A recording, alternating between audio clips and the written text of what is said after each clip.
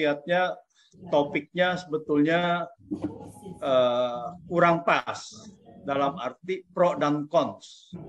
Sebetulnya adalah pencapresan tidak perlu pro and cons dan tidak ada. Itu adalah hak dari setiap orang dan setiap partai yang mau mencalonkan. Kalau dia tidak cakap, dia tidak terpilih kan gitu.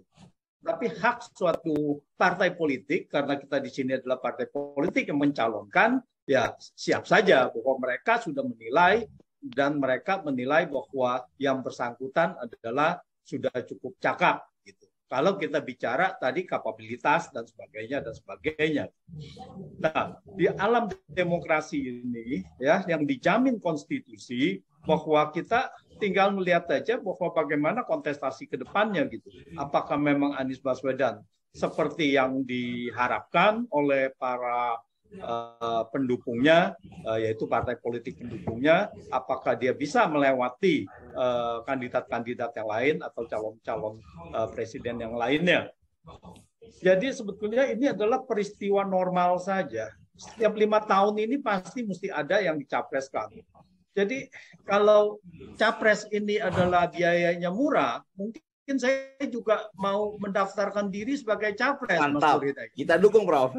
Ya, karena apa? Ya, karena saya juga menilai diri saya sendiri. Ya, mungkin kapasitas saya kalau dibandingkan saya lihat capres-capres yang lain, ya saya cukup yakin lah, ya kan? Ya, tidak di bawah, ya mungkin di atas juga gitu. Iya. Ya, artinya ini saya cuma mau menilai, cuma mau memberikan suatu pemahaman bahwa ini adalah hak warga negara gitu. Ya, jadi hak warga negara. Lalu kalau kita ada calon independen, ya mungkin saya bisa mencalonkan dari situ. Atau seseorang yang lainnya, ya bukan saya lah ya. Misalkan kalau kita bilang Rizal Ramli di situ, kan Rizal Ramli juga kan suatu tokoh, tetapi karena keterbatasan pencalonan ini, maka tokoh-tokoh yang di luar yang dibicarakan ini tidak terekspos. Jadi kalau kita mau bicara kapabilitas, ya intelektual dan sebagainya, cukup banyak gitu. Jadi kalau kita lihat ke perguruan tinggi juga cukup banyak sekali gitu ya, banyak profesor, banyak apa gitu. Pasti mereka mempunyai kapabilitas, pasti mereka juga mempunyai kapasitas. Apakah elektabilitasnya bisa? Ya, elektabilitas adalah nanti tergantung pada saat mereka mengungkapkan program. Nah, Anies sendiri kan belum mengungkapkan program-program ini, ya. Dia baru cuma dicalonkan, dan saya menilai pencalonan Anies adalah prematur karena apa? Karena kita tahu bahwa di sini adalah 20% paling sedikit. Kalau dicalonkan oleh hanya sebagian itu artinya masih ngegantung gitu. Dan yang lebih ini adalah lebih parah lagi adalah ketika Anies ketemu Demokrat dan tidak dicalonkan juga gitu. Tidak ada ini bahwa ini adalah calon, untuk apa ketemu gitu kan ya. Nah, ya apakah untuk bincang-bincang dan sebagainya kita juga tidak tahu. Tetapi ini adalah peristiwa politik. Dan peristiwa politik, Anies sudah sebagai capres yang harapannya adalah kita tahu dukungannya adalah dari Nasdem, dari Demokrat, dan dari PKS. Ini kan yang tiga yang kita lihat itu. Di luar dari itu, mereka sudah mempunyai sendiri-sendiri. Nah, sebelum ada yang tadi itu, jadi sudah ada yang namanya KIB, Koalisi Indonesia Bersatu. Dan itu adalah ada PAN, P3, dan ada Golkar. Nah, mereka sudah klaster sendiri. Dan juga Gerindra dengan PKB sudah klaster sendiri. Yang tersisa kan tiga ini. Kalau Anies sebagai capres hanya bisa benar-benar menjadi bakal calon presiden, ya kalau Demokrat dan PKS juga bergabung. Kalau tidak, ya ini sama juga saja bohong. Makanya saya bilang bahwa ini adalah prematur karena tidak dicalonkan oleh 20%.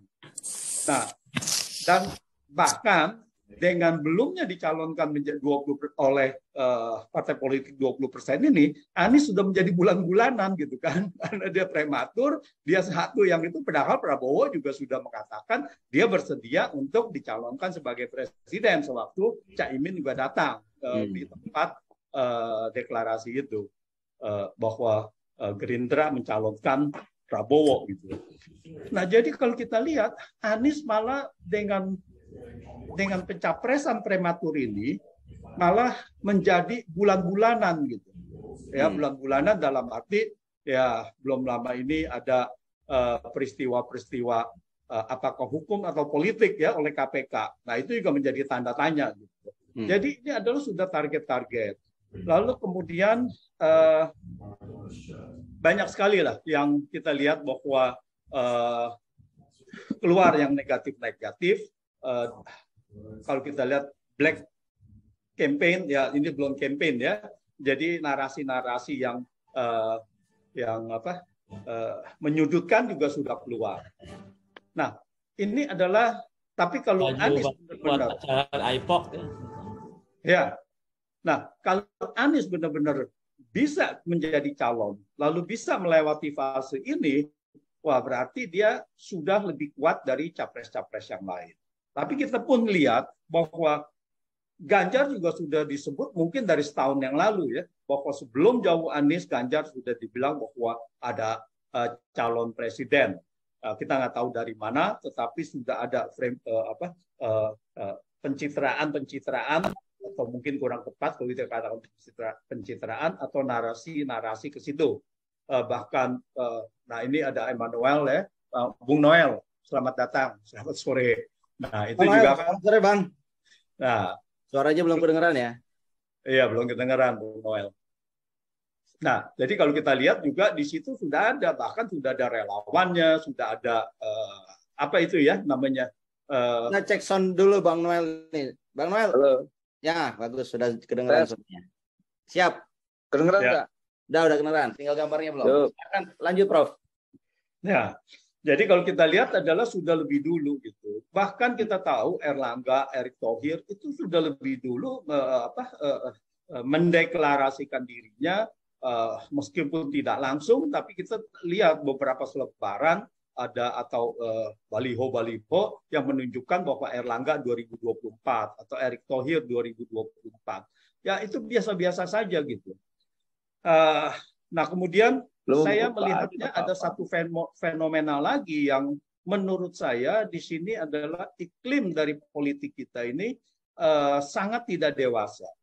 Yaitu ketika Zulfan Lindan mengatakan bahwa ya Anies adalah antitesis dari Jokowi. Saya rasa ini adalah bagian dari strategi. Apakah strateginya mau antitesis, artinya kita mau berlawanan dengan apa yang ada sekarang, atau strateginya adalah melanjutkan program. Nah, bagi mereka yang merasa bahwa program-program sekarang sudah bagus sekali, maka mereka akan mengatakan, kami akan melanjutkan program Pak Jokowi. Lalu ada yang mengatakan, kalau semuanya sama ke situ semuanya, berarti saya tidak ada diferensiasi lagi. Jangan lupa, kontestasi adalah mengenai diferensiasi. Kita bisa menang karena kita ada diferensiasinya dari yang lain yang dirasakan atau diperlukan oleh masyarakat. Nah, disinilah dibilang bahwa ini antitesis. Tetapi kemudian malah dibully, malah partainya sendiri mengeluarkannya gitu. Nah, jadi kita lihat di sini banyak sekali yang tidak dewasa, bahkan dikatakan, wah kalau dengan antitesis begini, ya berarti Anda seharusnya keluar dari kabinet. Lah, jangan lupa, kabinet 2019 bahwa Pak Jokowi bisa naik, ada kontribusi suara Nasdem. Berapa persen saya tidak tahu, tapi kalau itu dihilangkan dan itu dikasihkan ke Prabowo, misalnya secara matematis, mungkin Pak Jokowi mungkin kalah. Menarik. Iya kan? Nah, jadi di sini adalah tidak bisa lalu mengatakan, oh ya Anda kalau gini seolah-olah Jokowi memenangkan pemilihan presiden itu seorang diri saja. Tidak ada partai yang berkontribusi. Nah, ini harusnya adalah karena ini sampai dengan 2024 dan Pak Jokowi sudah tidak bisa mencalonkan dirinya lagi sebagai presiden, maka sah-sah saja kalau kita bilang bahwa kita akan antitesis terhadap Jokowi.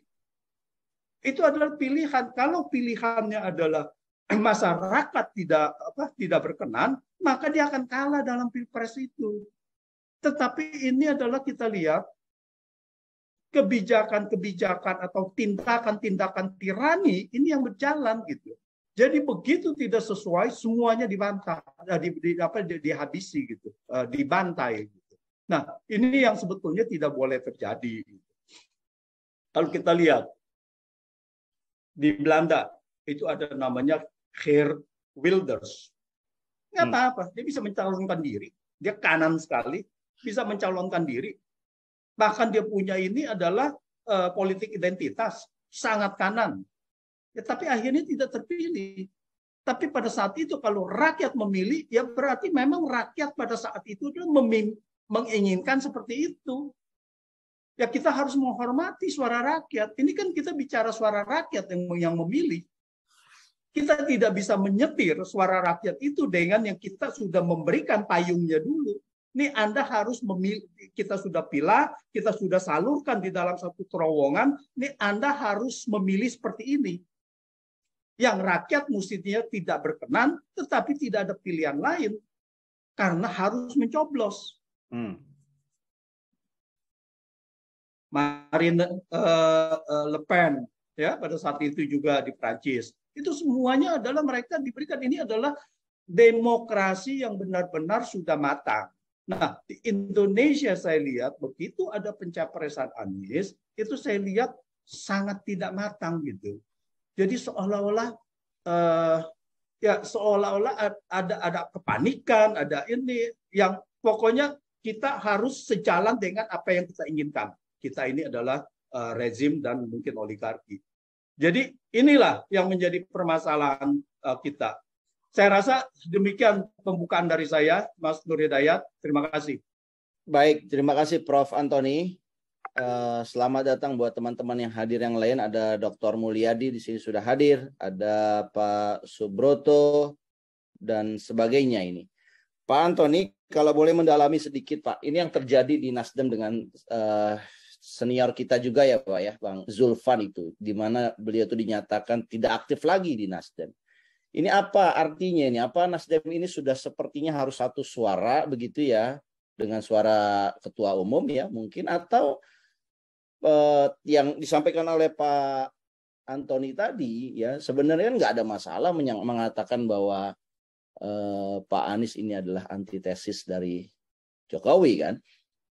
Apa yang salah dari kalimat itu kan? Dan itu kan malah sebetulnya strategi untuk memenangkan. Kalau mau menang pemilihan kan harus antitesa nah, supaya dipilih. Kalau nggak ada antitesa kan lanjut aja ya kan dengan gayanya yang ada sekarang gitu. Di mana kita banyak yang tidak kita hendaki ya, yang kita lihat tidak baik begitu. Gimana Prof. Antoni? Iya, saya setuju sekali seperti yang saya juga katakan bahwa kita lihat bahwa di sini kan ada kabinet 2019 sampai 2024. Jadi orang mengatakan bahwa atau mencarilah alasan bahwa di sini tidak etis karena di dalam kabinet juga gitu. Lah, kalau menteri ini kan pembantu presiden. Kalau presidennya mengatakan kemana, menteri itu akan mengikuti. Jadi bukan visi dari presiden itu sendiri. Nah, kalau Anies dicalonkan menjadi capres, menjadi calon presiden, dan partainya yang mengusung mengatakan ini harusnya adalah antitesa. Jadi kita membuat suatu diferensiasi, membuat perbaikan-perbaikan. Kalau kita melanjutkan, berarti kita tidak ada yang namanya lompatan. Nah, kalau kita mau mengadakan lompatan, mungkin kita harus ada perubahan total gitu, atau perubahan yang cukup drastis gitu. Nah, ini yang dikatakan yang dimaksud dengan antitesa tadi. Dan saya rasa itu adalah sah-sah saja. Dan tapi masalahnya kan ini masalah partai. Dan di sini kita lihat kuat sekali dominasi partai. Jadi kita lihat bahwa kader itu tidak mempunyai hak sepenuhnya untuk mengungkapkan apa yang dirasakannya itu suatu lebih baik untuk bangsa ini. Nah, jadi kita juga sayangkan bahwa sampai dinonaktifkan gitu kan. Padahal bisa saja langsung mengatakan, oh ya tidak perlu bicara lagi atau apa. Itu urusan internal partai gitu. Tetapi seolah-olah dengan menonaktifkan secara cepat ini dan hanya satu kata, yaitu dengan adanya antitesa tadi, yaitu seolah-olah Nasdem ini kebakaran jenggot gitu. Seolah-olah sudah ini. Nah inilah suatu kepanikan bahwa apakah menterinya mau dicopot atau bagaimana, itu sudah ada desas-desus ke situ. Ya, ini adalah pertaruhan bahwa sewaktu Nasdem mencalonkan Anies Baswedan, seharusnya sudah sadar atas risiko itu. Ada atau tidak ada perkataan Zulfan Bintan, itu ada potensi bahwa menteri-menteri Partai Nasdem ini akan bisa di reshuffle. Itu adalah suatu risiko dan kita tahu bahwa itu kemungkinan itu ada gitu. Jadi ungkapan Zulfan ini hanya menjadi suatu mempercepat alasan saja. Saya rasa gitu, Mas Dor. Iya, baik, Prof. Kita nanti akan kembali ke Prof ya. Kita ingin dengarkan paparan dari narsum kita yang kedua. Ya, terima kasih Prof atas paparannya. Iya, beberapa yang tadi sih yang raise hands dan Prof Vidi itu cuma menyatakan aja ya, tidak ada yang perlu ditanggapi kelihatannya. Tapi yang saya ingin menanggapi sedikit adalah dari Bung Herzaki. Saya tergelitik mendengar bahwa ya ini adalah kita ini kedaulatan partai. Jadi itu dinyatakan benar-benar itu menurut saya itu adalah mencederai karena di dalam pembukaan Undang-Undang Dasar itu adalah kedaulatan rakyat. Tapi bahwa faktanya itu dilaporkan presiden lalu kemudian diusulkan oleh partai, ya memang menurut Undang-Undang Dasar. Tapi kalau kita lihat, Undang-Undang Dasar itu pun sebetulnya tidak mencantumkan presidential threshold. Nah, presidential threshold ini dalam bahasa saya, ini adalah demokrasi kriminal. Jadi bukan kriminal secara hukum, tetapi kriminal dalam bidang politik. Di mana Anies seharusnya kalau tidak ada undang-undang yang mengatur PT 20% tadi, maka Anies sekarang ini sudah resmi menjadi capres. Ya. Nah, dengan adanya begitu malah dia sekarang tergantung-gantung. Malah kalau kita lihat bahwa ini di satu sisi adalah bahwa tadi Bung Herzaki mengatakan bahwa ya kita perlu sosok perubahan. Tetapi di lain pihak ini adalah mengamini bahwa calon presiden ini hanya maksimum kurang lebih 4. Ya, nggak mungkin bisa 5 karena kalau udah 20%, semuanya 20%, nggak bisa semuanya sama 20%. Jadi maksimum itu 4.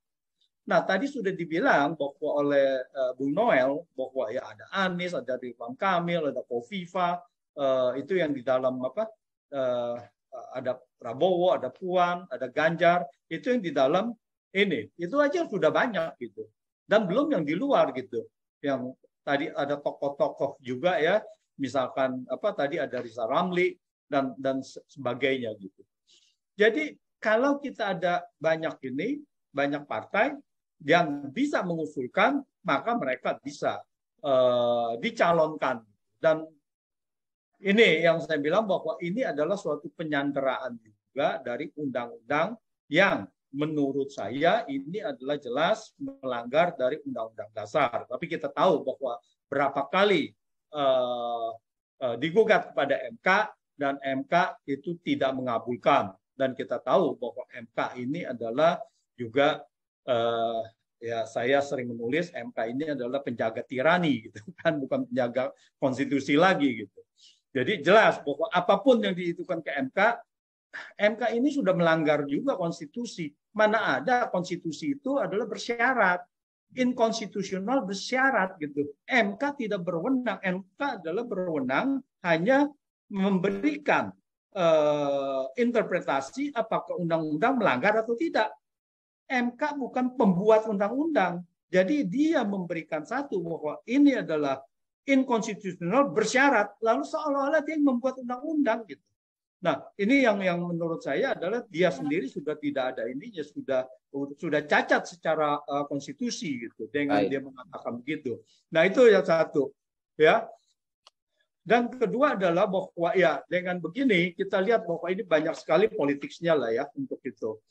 Nah, tadi dari kalau nggak salah Pak Abdul Malik ya mengatakan ya Anies harus dikasih kesempatan lah. Ya sebetulnya bukan kesempatan, ini kan hak dari rakyat gitu. Jadi hak rakyat untuk dicalonkan dan berani menerima calon itu sendiri. Nah, jadi ini seolah-olah kita minta-minta kepada partai, ya rakyat meminta-minta kepada rakyat, kepada partai bahwa ya tolonglah dikasih kesempatan gitu.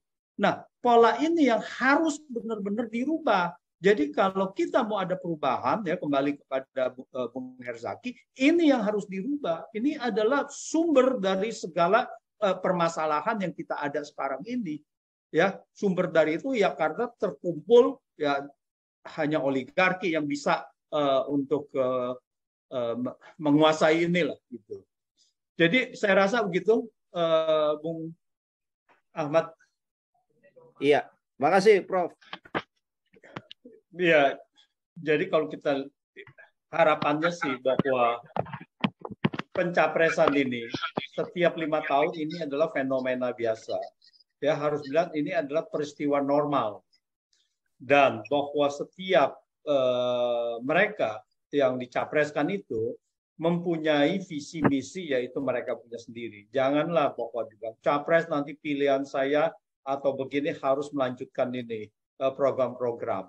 Ya kalau dengan begitu berarti kita yang tidak akan bisa maju-maju seperti tadi Bang Bursa katakan. Ya kedepannya diharapannya adalah mengenai pertanian, UMKM, kesejahteraan dan kemudian juga kemiskinan, pemberantasan kemiskinan dan sebagainya gitu. Kalau kita bicara sekarang program sekarang dilanjutkan, maka kemiskinan yang ada dia turunnya juga landai. Kemiskinan Indonesia pada tahun 2021 dengan kriteria Bank Indonesia yang baru yaitu 6,85 dolar, tapi dengan kurs PPP (Purchasing Power Parity) 2017 itu berjumlah 167,8 juta penduduk. Luar biasa besar. Nah, atau sekitar 60,7%. Dan kita yang tertinggi, di bawah kita cuma Laos. Kita sama Myanmar aja kita kalah. Myanmar itu dengan negara yang berpendapatan menengah ke bawah, ya mereka persentase kemiskinannya itu lebih rendah dari kita. Nah ini kan nggak bisa lagi dengan yang cara-cara biasa. Jadi tidak bisa bilang dengan melanjutkan program ini. Apa yang mesti dilanjutkan? Kalau seandainya kita bilang indikator sosial aja tidak sangat buruk begini gitu. Jadi ini harus ada program-program yang mendongkrak. Saya setuju dengan tadi Bung Bursa. Ya ini harus kita membuat suatu program-program yang bisa membuat kemandirian kita lebih mandiri lagi gitu dalam hal pangan atau apapun. Yang kedua adalah bahwa saya melihat kemungkinan kebocoran APBN ini ada sekitar sampai 1.000 triliun. Ya, kalau kita lihat selisih daripada kita punya penerimaan pajak 9,8%, kita bicara 2021 ya, sebelum ini ada menaik karena ada kenaikan harga komoditas. Kalau kita bicara targetnya adalah 15%, ya, kalau waktu target tax amnesty adalah 15%. Dan puncak tax ratio Indonesia adalah 13,3%. Nah, kalau kita ini selisih 5%, 5% itu ke depannya adalah sudah 1.000 triliun. Nah, sebentar Pak, berapa sekarang tax ratio kita? Kalau nggak baru 8 kan? 9,8 yang 9,8 sebelumnya. Ya. Sejak kapan? Sampai tahun berapa kita 13,38? 13,3 kita itu tahun 2008. Bukan, ya ke depan ini masih jauh kan? Nggak mungkin kan? Ya, ya masih jauh. Ya, oke. Nah, jadi di sini adalah bahwa kebocoran APBN ini adalah dari dua sisi. Dari sisi penerimaan itu pajak juga bocor, pajak juga dikorupsi, ya. Direktur pajaknya ditangkap, yaitu dengan kasus Panin Bank, kasus John Lynn Baratama dan Dirjen pajak. Bukan dirjen, dia salah satu direktur. Ya, direktur. Iya. Nah itu dengan Gunung Madu. Nah ini sangat luar biasa dan kita lihat misalnya kan fenomena Apeng, kita lihat environmental crime itu berpotensi itu 1.000 triliun. Nah jadi di sini adalah kebocoran APBN ini, korupsi ini sudah dalam proses pemiskinan rakyat miskin. Jadi kita lihat subsidi kita tidak bisa berikan, ya kita bilang APBN akan jebol dan sebagainya. Dan di lain sisi itu adalah belanja sendiri juga banyak yang bocor. Jadi kita dari penerimaan bocor, belanja bocor, saya melihatnya itu sekitar 1.000 triliun sampai 1.500 triliun. Kalau kita bisa itu tegakkan dan Indonesia kalau itu kita bisa capai, maka kesejahteraan rakyat atau setidak-tidaknya pengentasan rakyat miskin itu akan bisa cepat kita lakukan. Nah, inilah kita memerlukan calon presiden yang jangan hanya melanjutkan program-program yang ada, infrastruktur dan sebagainya, tetapi ini utamanya adalah program sosial. Saya rasa itu yang kita harus kawal terus, ya. Demikian, Mas Nur. Terima kasih. Terima kasih.